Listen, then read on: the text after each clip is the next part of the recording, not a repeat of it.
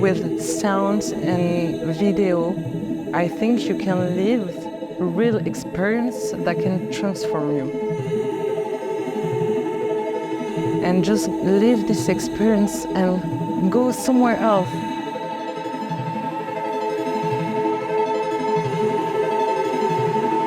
The idea of an audiovisual lab really fits my creative practice, working with people from a different specialism, research and conversation with the kind of objects and methods, and gradually the piece will emerge.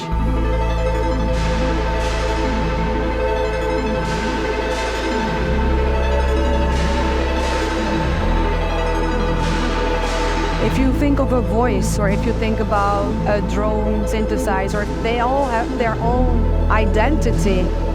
All these instruments are little characters, and they are then bound together.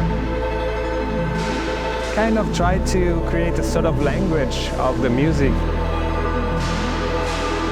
Everything is audio reactive, and it's the album translated into a live version.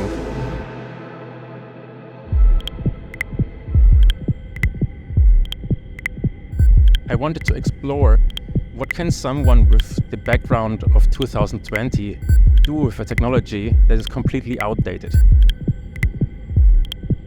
We can look at these graphics and we can listen to these sounds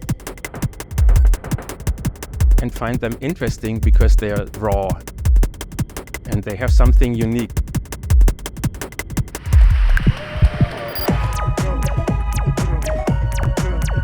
I want it to be reflective of memories, of like how you remember something. Fusion of fantasy and documentary, sort of dystopian style of rave music.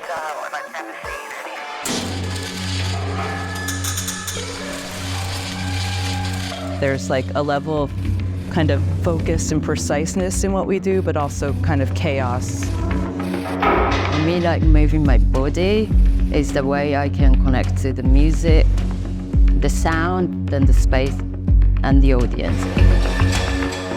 My curiosity about the world comes from trying to see what is the world that we want to live in. And it's sort of like through sound.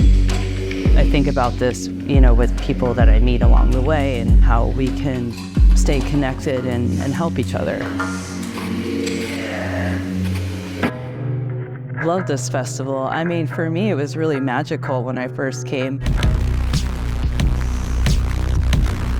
I think they take some risks in having things that are not just like all the names. I also just love the setting. I'm a big fan of some of the sculptors who are from the north of Spain, so I love that I can go see the Chilita